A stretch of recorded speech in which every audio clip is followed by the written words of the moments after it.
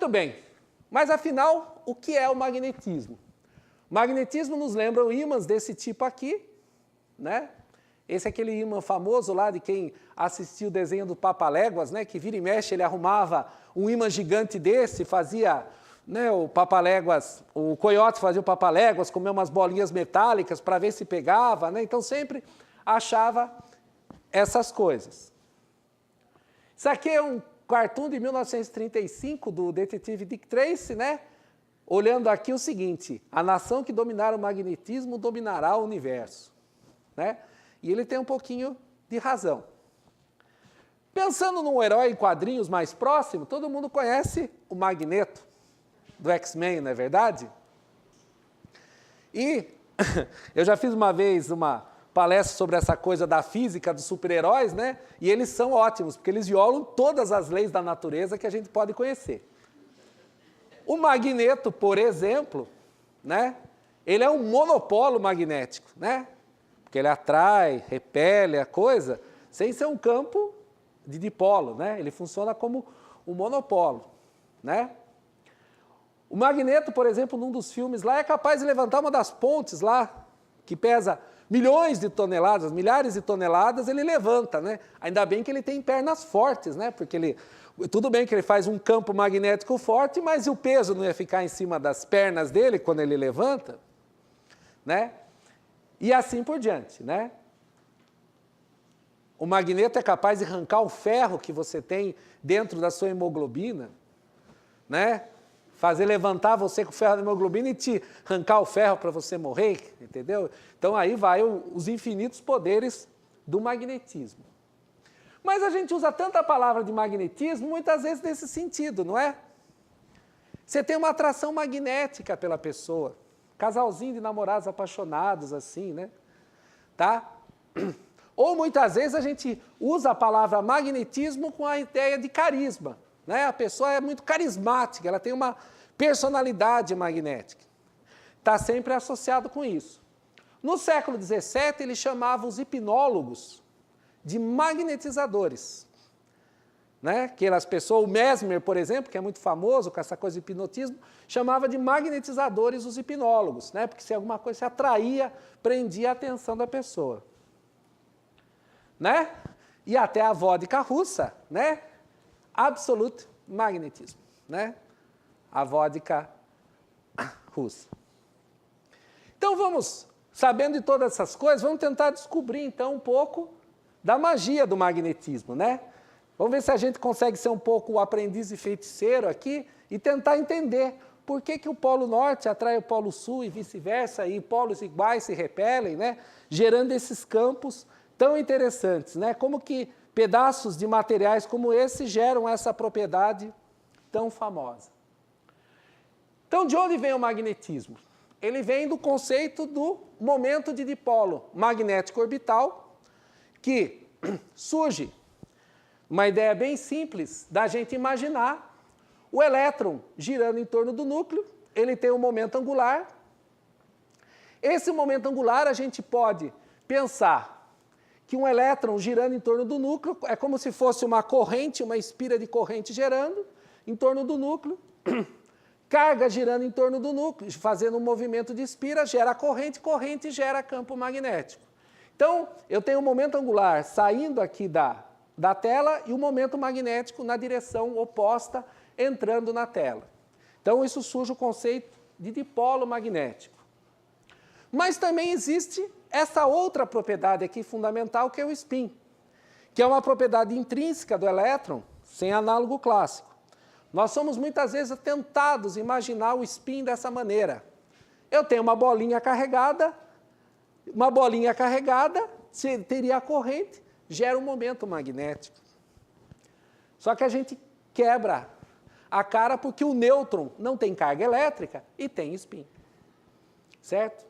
Tanto que um dos experimentos mais interessantes de estudar as propriedades magnéticas é fazer uma difração de nêutrons. Que justamente ele não interage com as cargas, como o raio-x interage, ele só interage com a estrutura magnética. Então, o spin, ele é uma propriedade intrínseca, sem análogo clássico, que faz com que a composição do momento de spin e o momento de dipolo gera as propriedades magnéticas. E magnetismo acaba sendo, então, o que a gente chama de um fenômeno coletivo, ou seja, um fenômeno de longo alcance na matéria. Não tem sentido eu falar o magnetismo só de um elétron quando eu estou descrevendo as propriedades da matéria. Então, vamos passar rapidamente para alguns dos tipos. O diamagnetismo, que a gente falou anteriormente, né? Então, o diamagnetismo, tudo que existe na natureza, ele é diamagnético. Por quê? Porque ele surge exatamente da origem de uma variação do momento orbital induzida por um campo magnético. É a chamada lei de Lenz.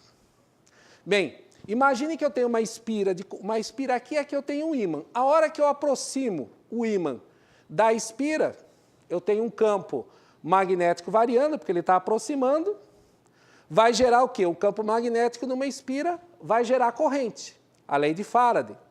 A pergunta é, essa corrente vai ser para a esquerda ou vai ser para a direita? Imagine que aqui eu tenho o polo norte do ímã. O polo norte está se aproximando, vai gerar uma corrente que vai gerar necessariamente um campo como se fosse um polo norte, para repelir aquilo. Porque se fosse o contrário, gerasse um polo sul, o que acontece? O sul atrai o norte, vai puxar mais o ímã, acelerava, pronto, estou tirando energia do nada. Estou violando a conservação de energia. Então, a lei de Lenz é uma lei de conservação de energia, que surge justamente quando a gente aplica um campo magnético na matéria. Então, a famosa curva de magnetização contra campo de um diamagneto, ele é uma reta, normalmente, e negativa. Bem, isso serve, por exemplo, para a ideia da flutuação que a gente discutiu antes com vocês. Aí, no caso, não é nem um material magnético, é um supercondutor. Isso é bom lembrar, um supercondutor tem propriedades magnéticas, mas não é um material magnético. Tá? Supercondutor é um outro fenômeno que tem propriedades magnéticas. Supercondutor espelha o campo magnético no seu interior, mas não é uma propriedade magnética. Não é um material magnético. Bem, quem vai trabalhar com materiais na escala nanométrica, materiais magnéticos na escala nanométrica, sabe que qualquer material nanométrico tem que estar em cima de algum substrato, né? Ele tem que estar em cima de alguma coisa que não é nanométrico. Geralmente você põe silício, você põe ito, põe qualquer material. Aí você vai lá medir no squid a propriedade magnética, deu negativa. Deu porque você tem muito mais substrato do que material magnético normalmente. Tá? Então, muitas vezes as curvas de magnetização de materiais nanométricos, elas têm respostas diamagnéticas por causa dos substratos. Então, você precisa conhecer um pouquinho dessa propriedade. Aí a gente tem o paramagnetismo, que são materiais que possuem momento magnético permanente, não há uma interação direta, porém, acontece o seguinte, quando eu não tenho campo magnético nenhum, esses momentos magnéticos estão aqui distribuídos aleatoriamente. Quando eu aplico um campo, eles começam a se orientar, fazendo aqui no caso, um ângulo entre a magnetização e o campo. Se eu for para um campo suficientemente alto, eu tendo a alinhar todos os momentos magnéticos nessa direção. E os materiais paramagnéticos seguem a famosa lei de Curie, que é proporcional o inverso da temperatura, né? Então, 1 sobre a suscetibilidade, que é a magnetização dividido pelo campo, teria um comportamento linear. E a magnetização em função do campo, em limites de baixo campo, também teria comportamento linear. E aí o famoso ferromagnetismo, né? Que é um alinhamento espontâneo entre os momentos magnéticos com ordem de longo alcance. Tá? E essa ordem fica até uma certa temperatura, chamada temperatura de Curie, que surge justamente dessa ordem dos momentos magnéticos. E um material ferromagnético é caracterizado por essa curva, a famosa curva de Hystéresy, né? Onde, se eu vou até um máximo de valor de campo magnético, eu alinho todos os momentos magnéticos, portanto, a magnetização não varia mais com o campo. Se eu diminuo o campo magnético, ela vai diminuindo até um certo valor diferente de zero, que eu chamo de magnetização remanente, que para zerá-la novamente eu preciso apresentar um campo negativo, que é o campo coercivo, que reduz a magnetização a zero até eu chegar no outro extremo e vice-versa. Então aqui eu tenho a curva de dois tipos de materiais, o ferro-magneto macio, o verdinho, e o ferro-magneto duro, o vermelhinho. Qual a diferença? O ferro-magneto duro ele precisa de um campo coercivo muito grande e o macio um campo coercivo baixo. A importância dos materiais depende da aplicação. Se eu vou aplicá-lo, por exemplo, para fazer um motor, um ímã permanente que eu coloco em motor, eu não quero que esse material desmagnetize facilmente. Então, eu quero que precise de um campo muito alto para desmagnetizá-lo. Porém, se eu quero usar esse material para gravação magnética, eu quero desmagnetizar ele facinho. Senão, eu não quero ter um enorme eletroímã dentro do meu laptop para fazer isso. Então, com um pequeno campo magnético, eu inverto a magnetização dele. Magnetização positiva pode ser 1, magnetização negativa pode ser 0. E assim eu gravo as minhas informações. Tá? O material ferromagnético geralmente tem uma curva desse tipo, né, uma curva parabólica, e a suscetibilidade acima da temperatura de Curie é uma suscetibilidade paramagnética. Então, a gente tem um monte de ímãs na nossa vida, não só para deixar os recadinhos na geladeira, as listas de compras, etc. A própria borracha da geladeira, que ela veda, justamente porque tem partículas magnéticas colocadas na borracha para ajudar a vedar. Mas se você pegar um automóvel, tem centenas ou chega até 1 milhar de dispositivos acionados por materiais magnéticos num carro. Só para ter uma ideia, enquanto isso tem de aplicações. E, finalmente, a última propriedade que eu vou falar rapidamente para vocês é o antiferromagnetismo, que é um material no qual os momentos magnéticos se alinham de forma antiparalela, tá? Formando esse comportamento que aparece aqui nessa curva, tá? Que pode ter algumas aplicações importantes. O antiferromagnetismo é importante para a gravação magnética. E, justamente com essa ideia do spin do elétron, que pode ter propriedades up e down, você pode não somente controlar um dispositivo com a sua corrente elétrica, como são os aparelhos eletrônicos, mas também tentar controlar usando o spin, que surge, então, a propriedade que a gente chama de spintrônica, tá? Que permite, então, que você tenha um grau adicional na descrição dos fenômenos. Particularmente, a spintrônica, ela tem aplicações, essa questão da polarização do spin, ela tem uma aplicação muito importante na gravação magnética, que a gente chama de magnetorresistência gigante. Só para vocês terem uma ideia, os primeiros discos rígidos magnéticos datam de 1957. Olha que beleza aqui, ó. Certo? E 50 discos com 24 polegadas, vocês tinham 5 megabytes gravados aqui nesse pequeno equipamento usado para guardar informações. Isso aqui é a década de 60, década de 70. Em 1973, surgiu o famoso Winchester. Eu e o Edson, que somos de uma época, a gente chamava de Winchester o disco rígido do computador, não é, Edson? Que justamente tinha essa capacidade de 30 megabytes e ele tinha um tempo de acesso de 30 milissegundos. Isso em computação hoje é uma eternidade, né? Mas era muito famoso.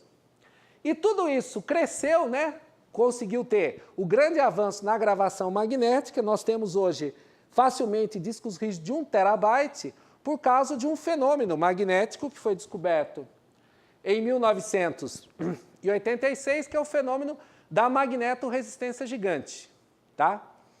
Que deu o Prêmio Nobel de Física para o Albert Fett e o Peter Grumberg. Peter Grumberg esteve aqui em 2009, na universidade, falando sobre essa sua descoberta, que foi justamente a observação que o material tinha uma variação enorme da sua resistividade com a aplicação de campos magnéticos. E a ideia é bastante simples. Foi feito um material de multicamadas, onde, por exemplo, tinha ferro, cromo, ferro, cromo. Dependendo da separação, ou seja, da espessura de cromo, essas camadas elas interagiam como se fosse um ferro-magneto. E se a camada era menos espessa, ela surgia como um antiferro-magneto. Então, na hora que eu aplico um campo, essa já está nessa direção, essa camada roda para outra direção. Então, o que acontece?